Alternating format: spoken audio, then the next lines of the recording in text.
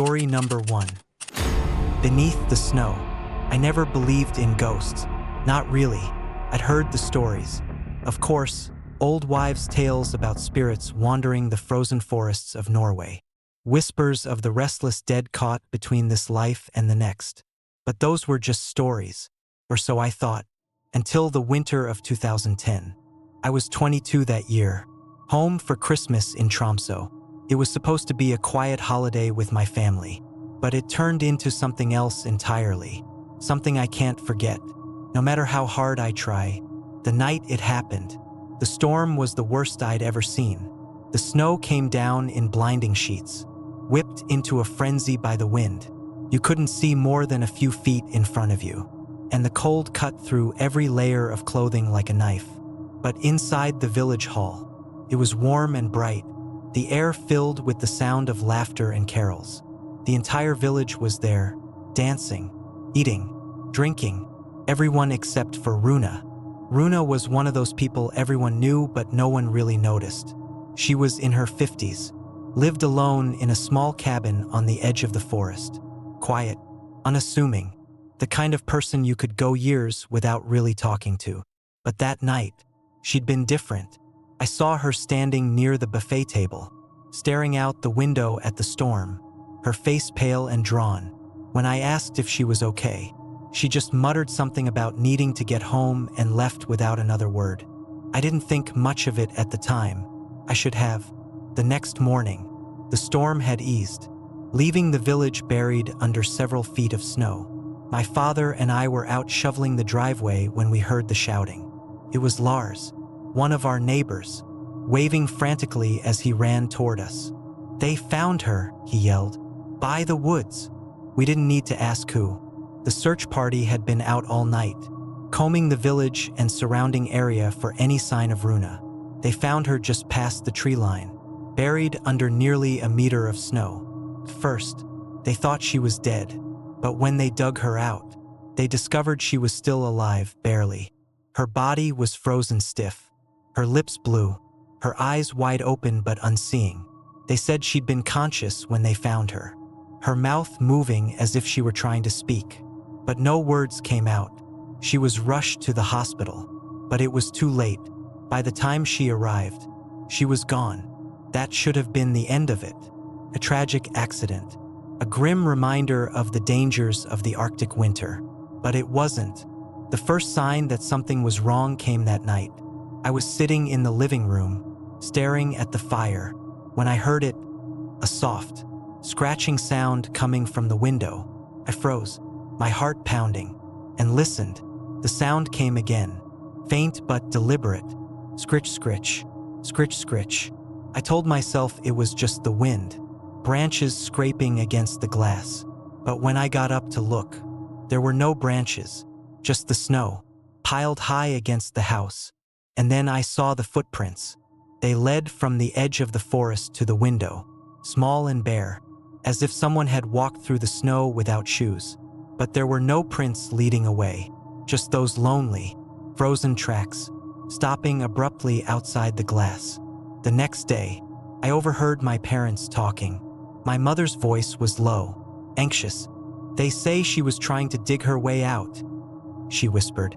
"They found her nails, Peter, broken, bloody, like she'd clawed at the snow until—" "Enough," my father said sharply. "The woman's gone. Let her rest." But she didn't rest. Not really. Over the next few days, strange things started happening around the village. Doors left open in the middle of the night, letting in the freezing wind. Windows frosted over from the inside, no matter how warm the fire burned. People reported hearing whispers in the dark, faint and indistinct, like a voice carried on the wind. And then there were the footprints, always the same, small, bare, appearing overnight, leading to windows and doors but never away. One night, couldn't sleep.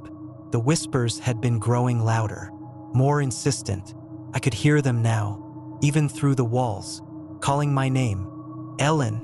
I pulled the blanket tighter around me, trying to block out the sound.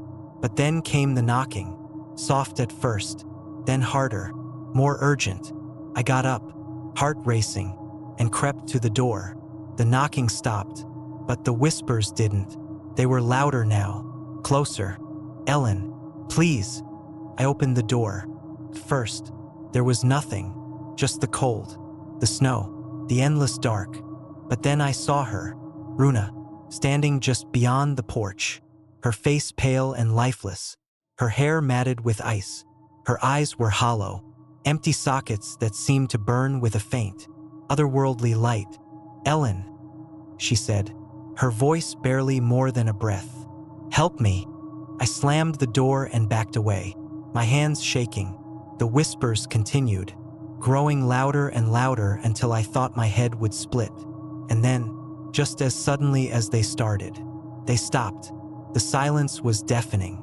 The next morning, I found the footprints outside the door. But this time, they didn't stop. They led back into the forest.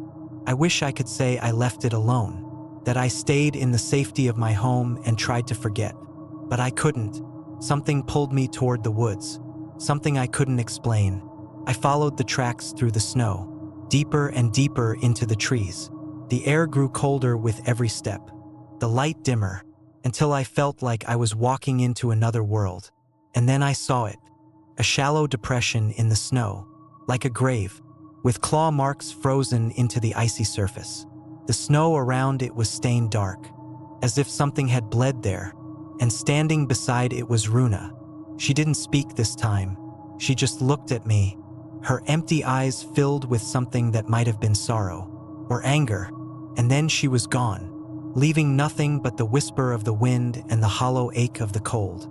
I don't know what I saw that day or what it meant, but I know this: Runa didn't die in that snow. Not completely. Something stayed behind, something restless and hungry. And every Christmas, when the storm comes and the snow piles high, I hear her, scratching at the windows, whispering my name, waiting. Story number 2. The knocking on Christmas Eve. I've always hated Christmas. Even before that night, the endless jingles, forced cheer, and gaudy decorations felt hollow to me. But now, I can't see a string of lights or hear the sound of carolers without the memories flooding back. Memories of blood on snow, of a knock at the door, of the monster who smiled as he brought hell into our home. My name is Ethan. In December of 2014, I was just a teenager, a lanky 17-year-old with a messy room and a disdain for family gatherings. That Christmas, we were hosting the usual chaos.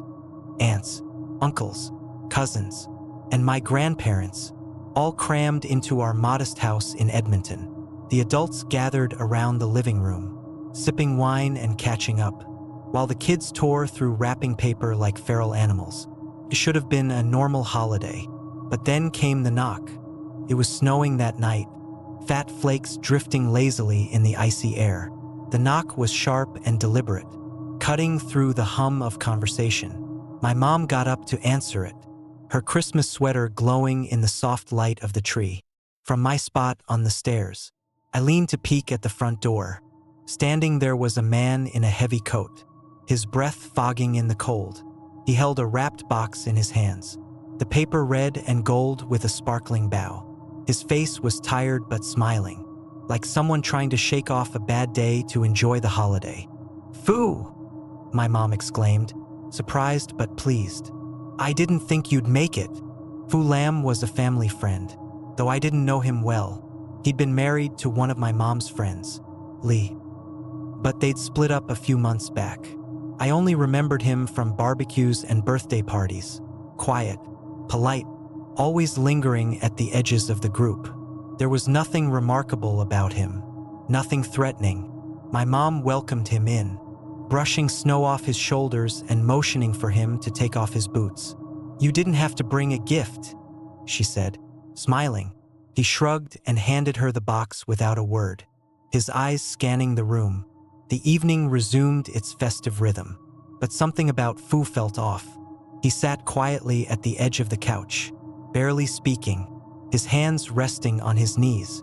He didn't eat, didn't drink, just sat there, watching. Once or twice, I caught him staring at the kids as they played on the floor, his expression unreadable. When it was time to open gifts, my mom handed him a mug of coffee and tried to draw him into the conversation. "It's nice to see you," she said warmly. "I know it's been a tough year, but you're always welcome here." He smiled faintly, but it didn't reach his eyes. "Thank you," he said. His voice was low and even, like someone reciting a script. It was around 9 p.m. when it happened. My cousin Ella, a bubbly 8-year-old with a gap-toothed grin, ran to Fu with a plate of cookies. "Merry Christmas," she chirped, holding the plate up to him. He smiled at her, and for a moment, his face softened. He reached out as if to take a cookie, but then his hand went under his coat. I'll never forget the sound. The crack of a gunshot is louder than you think. Sharper, more final. Ella crumpled to the floor, her pink sweater blossoming with red. The plate shattered next to her, cookies scattering across the carpet. For a second, no one moved, no one even screamed. It was like the world had stopped, suspended in the moment between life and death. Then chaos erupted. I don't remember much of the next few minutes, just flashes. My mom screaming, my dad lunging at Fu, only to be shot in the chest. My uncle grabbing a lamp and swinging it at him. The ceramic shattering against Fu's shoulder. The smell of gunpowder, acrid and metallic. The sound of more shots, deafening in the small living room. I ran, not out the front door, but upstairs, my legs moving on autopilot. I ducked into my room and slammed the door, my hands shaking so badly I could barely lock it. My heart felt like it was going to explode out of my chest. Downstairs, the sounds of the massacre continued. Gunshots, screaming, furniture breaking, then silence. The knock came again. It was soft this time, almost polite, but it made my stomach drop. My bedroom door rattled as Fu tried the handle. "Ethan," he called softly. "It's me. Open the door." I didn't answer. I slid under my bed, my heart pounding so loudly I was sure he could hear it. The door rattled again. "Ethan, come on," he said. His voice was calm, almost friendly. "I brought you something." I could see his feet under the door, black boots, dusted with snow and blood. For what felt like hours, he stayed there, talking to me through the door. He told me about his life, his divorce, how everything had fallen apart. He blamed Lee, said she'd ruined him. "They all deserved it, you know," he said. "Every last one of them." When he finally left, the silence was worse. I stayed under the bed, too scared to move, until I heard sirens in the distance. When the police came, they found me curled up in the corner, trembling. The aftermath was a blur. 8 people dead, including my parents. Fu's body was found later that night in a nearby restaurant, a gunshot wound to the head. They said it was a murder-suicide, a tragic act of rage. But I know better. I saw him last Christmas. It was snowing again, just like that night. I was walking home from a friend's house when I heard footsteps behind me. I turned, and there he was, standing in the snow, still wearing that heavy coat, his eyes dark and empty. He didn't say anything, just smiled. Now, every Christmas, I wait for the knock. I know it's coming. It always does. Story number 3. Silent night, burning night. When I think of Christmas, I don't see snowflakes or twinkling lights. I don't hear carolers or the cheerful laughter of children. I see flames. I hear screams. I smell smoke and blood. That's what Christmas became for me in 2008. I was only 15 that year. My family, the Ortegas, always threw a huge Christmas Eve party. We were a big family, cousins, aunts, uncles, grandparents, all packed into my Uncle Joe's house. It was tradition.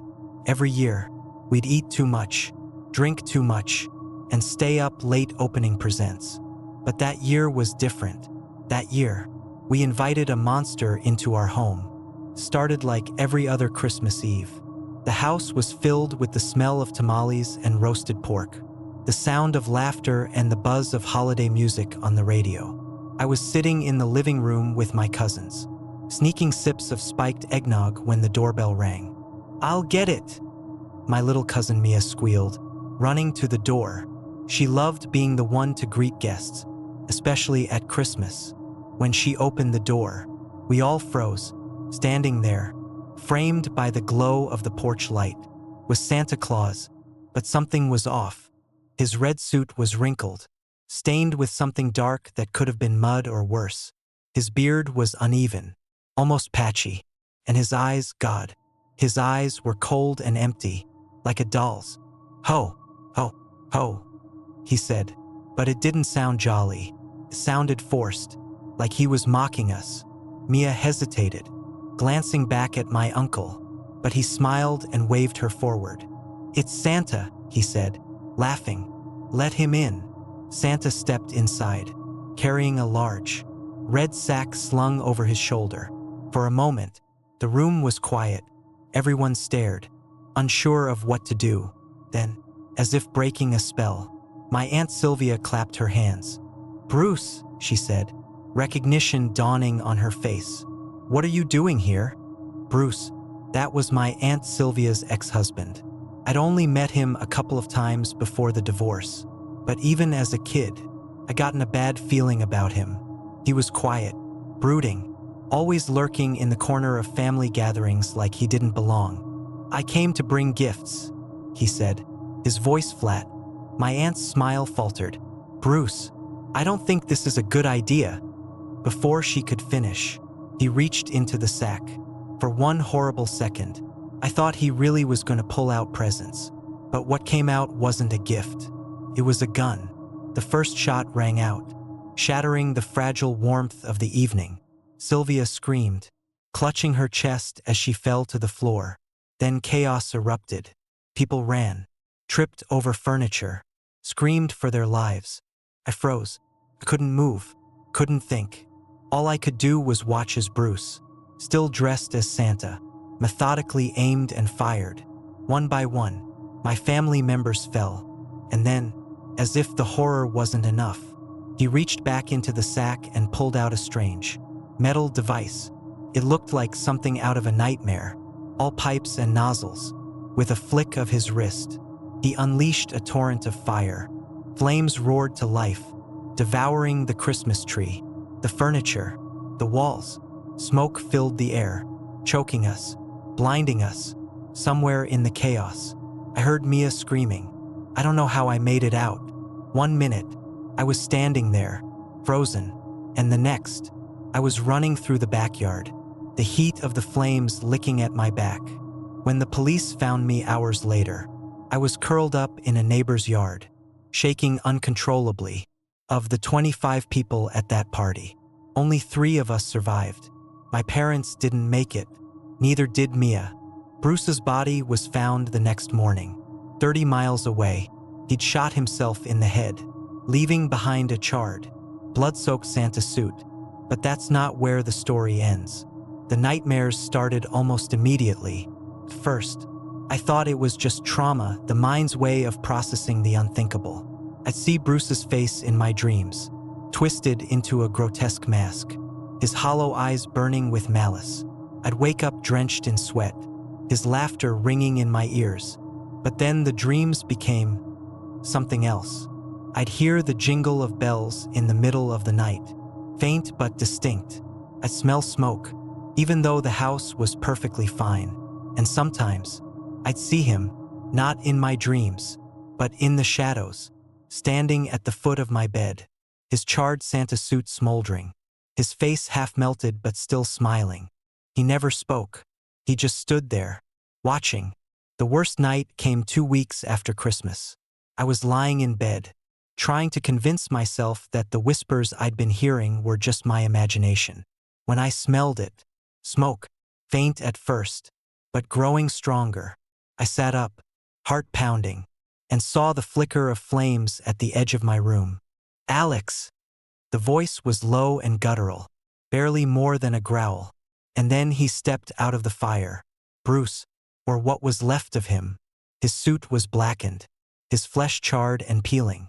But his eyes, they burned with something worse than hatred. I tried to scream, but no sound came out. I scrambled back, my hands clawing at the wall, as he advanced. "You thought it was over," he said, his voice like the crackle of burning wood. "But it's never over." The fire consumed him, spreading across the room. But nothing burned. The walls remained intact, the furniture untouched. But the heat, it was unbearable. And then he lunged. I woke up in the hospital. They said I'd had a breakdown, that I'd been found wandering the streets barefoot, muttering about fire and shadows. I tried to move on after that, but he wouldn't let me. Every Christmas, he comes back. The lights flicker, the air grows cold, and I hear the jingle of bells. I know what he wants. He wants me to join him, to finish what he started. And one day, I think I will.